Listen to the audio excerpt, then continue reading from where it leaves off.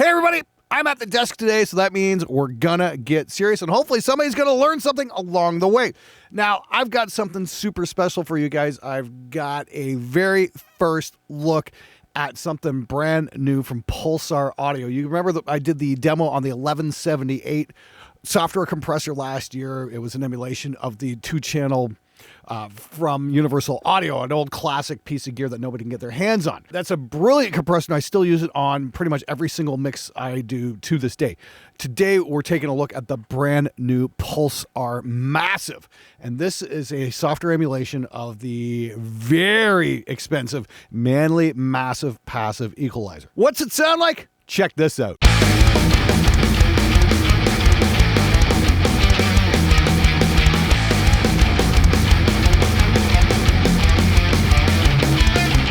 I'm using that equalizer pretty much on every single channel I'd be reaching for an EQ. This is going to be fun.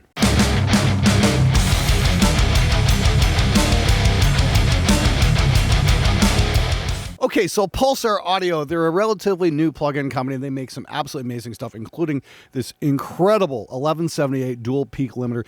I use this on a lot of stuff. It usually winds up on some of my drum room stuff, sometimes bass guitar. Anytime I need a software compressor that's really going to deliver the goods and can, really smash the living shit out of something like this right here. Here it is on a drum room.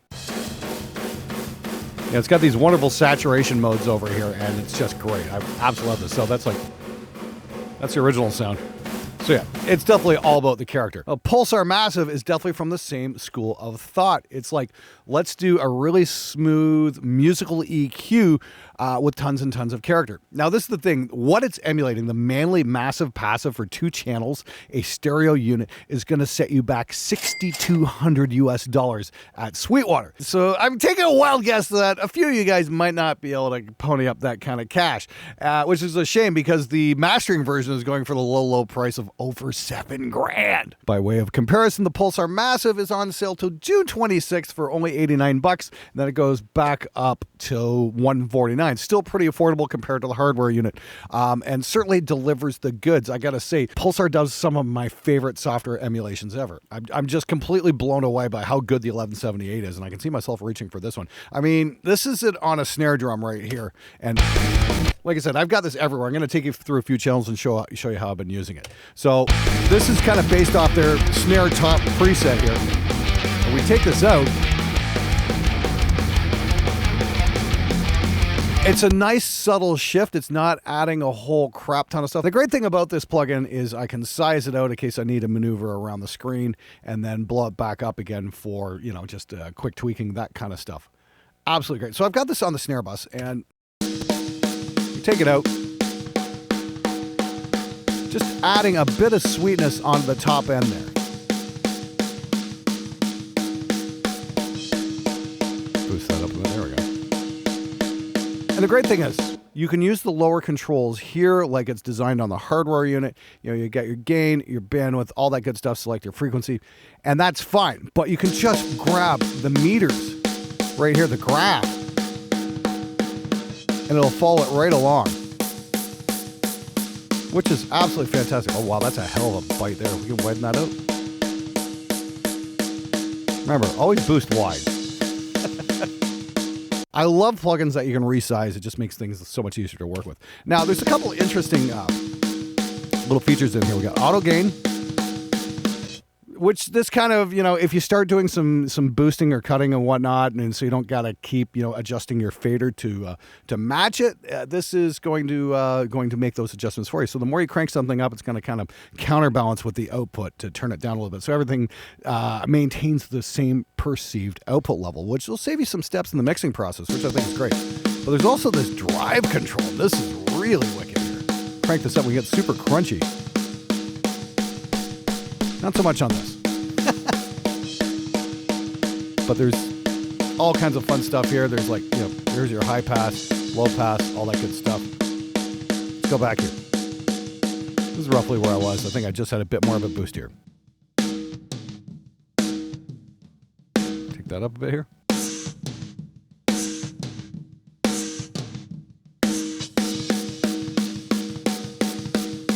Yeah, that's pretty cool right there. It's just adding a nice little bit of top end. Now, I got to admit, I'm trying something a little bit different here. I was stealing an idea from Simon Phillips. I'm hearing a lot of clang in the snare, but I'm actually doing this on purpose. I've got a clang track where I'm just kind of like stomping the little living shit out of the transient on the snare. I'm just kind of getting the sustain on. I'm bringing it in a little bit underneath. And if you listen to this, the snare completely, if I mute this out, it sounds a little boxy without it.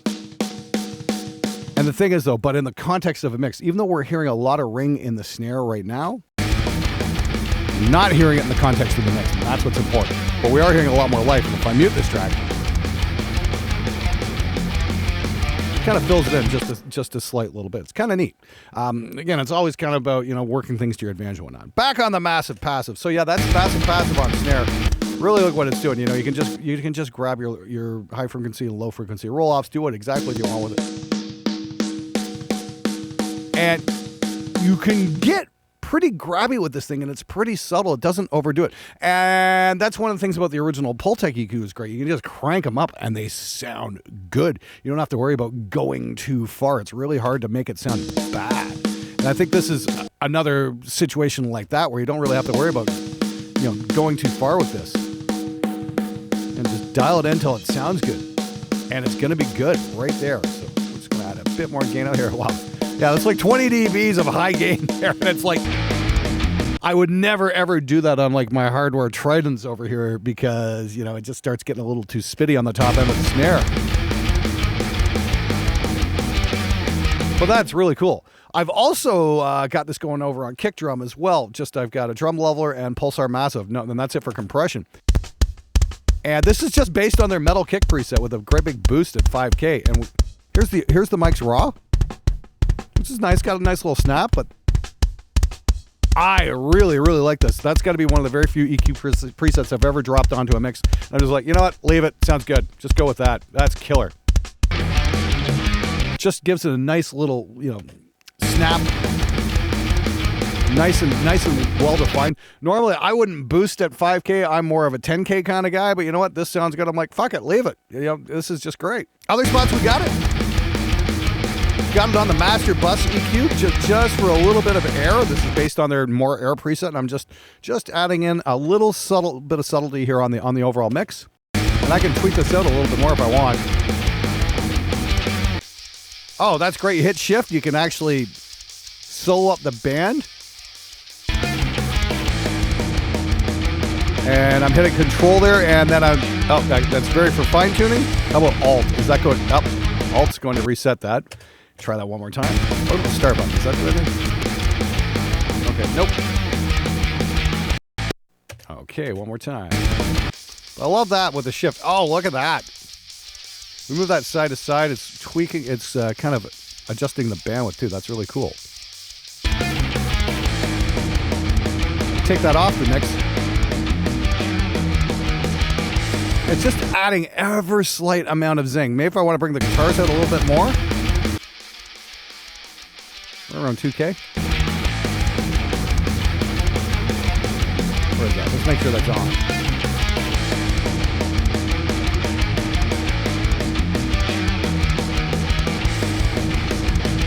That's really cool right there. That's working great.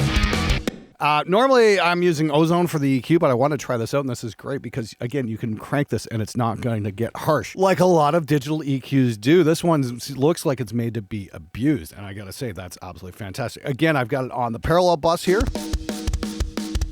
Yeah. Like, here's my drum bus. If I mute this out. So that's a little bit of parallel compression going on here. We've got Pulsar Massive for a little bit of lift. And of course, we got the 1176 for a little bit of smash. We can throw a little tape distortion on there too. Tape kind of farts out the kick. Yeah, we'll keep it there. We'll keep it warm. But again, we're just adding an ever slight bit of treble boost here. And this is a passive balance preset. Just to kind of, warm it up maybe a little bit with the... Did I just say warm? Yes, I did. Just give it a little bit of drive there. So we're just kind of saturating that ever a bit. So it's on our parallel bus here. We got our drums here. That's just the channels by themselves we put on that parallel bus now. Just adding a little bit more character. I'm liking that. I'm liking that a lot, but I might take the distortion off that. Because I don't want to saturate the kick drum too much because it gets ugly there. Okay, cool. So kick, snare, that's great. Once again, I got it on all the toms. It's set to snare 1 here, but this is just an adjustment I made to the toms. Again, we've got the waveform graph, so we can see what's going on the channel. We'd see what frequencies are being affected. Got a pretty heavy duty boost going on there, about 8 dBs on the top and on the toms, but they just sound lovely. You know, we got this big tom flourish at the end here. Yeah, one more time. Yeah, that's cool. Again, just some basic tom stuff, but yeah, that works. Just enough to give them a little definition and whatnot. I usually compress the toms here, but because I got everything going through a parallel bus, I'm just doing that, kind of like a parallel compressing. I'm liking the effect it's giving. Of course, one of the places I'm going to use an EQ, like a big time stereo EQ for exactly this sort of job, is a heavy guitar bus. And what do we got going on here? We've got a boost at 14 kilohertz, and it's actually 6 dBs. And this is what I do on a guitar with a Pultec as well. Somewhere around 16 to 14 kilohertz, I'd do a slight boost up here, and then just to give it a bit more air, and you can really crank this thing. Normally a shelf, but I think in this case it works a bit better as a bell. It's a very wide bell as well. You can throw a lot of air on that. That might be a little much.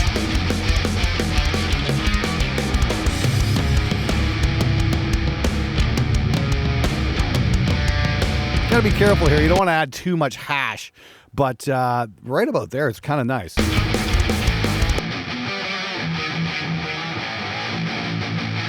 But that's got to be one of the smoothest digital EQs I've ever heard to use on metal guitars, because metal guitars are so finicky when it comes to boosting the top end. And this is got some smoothness to it. Now this is the one spot you probably wouldn't want to use the drive. You crank this on, it gets a little buzzy.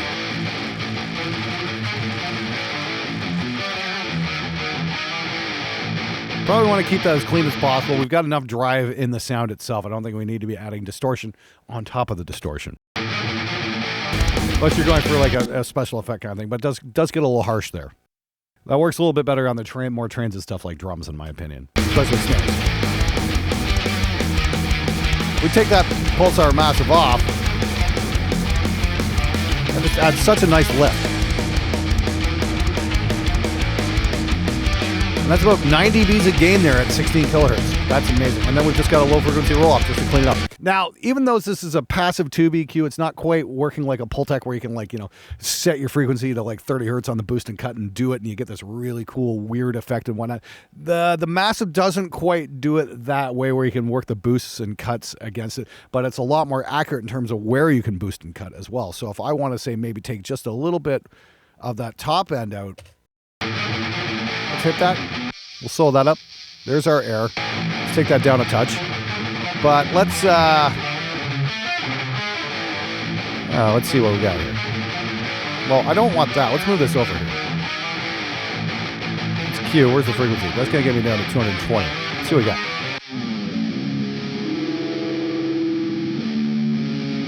It's a little muddy right there. So if I want to take out a little bit here, I'm going to do a slightly narrower cut here.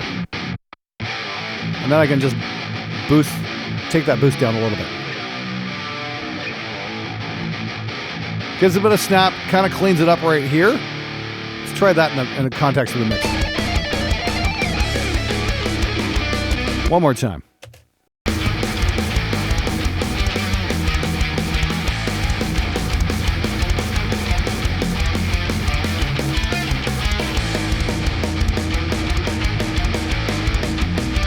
I think that works right there.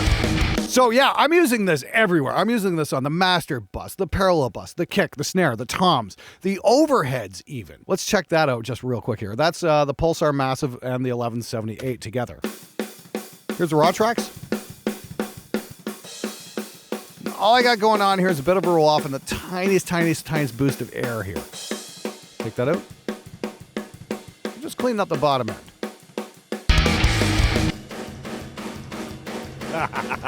I love that thrashing sound that's got on that snare drum with the 1178. What would happen if I dropped a little massive on there as well?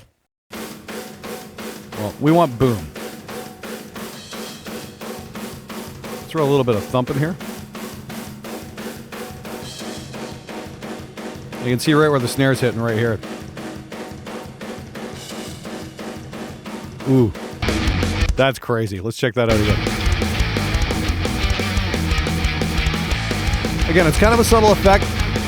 All the mics working together all at once, not just just one at a time. I think that's pretty cool right there.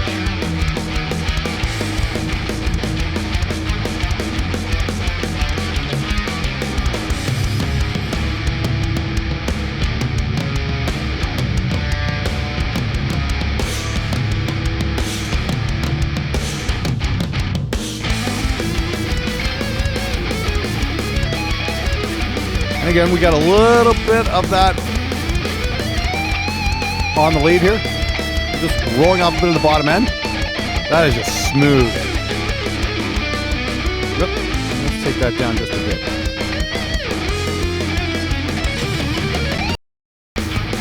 Just going to check that. Try the auto gain there, see what it does. All right, just checking out the lead here, seeing what this does, the auto gain. Now in this case, I'm going to leave the auto gain off. That cranks it up a little too much. Easily one of the smoothest lead tones I've ever got.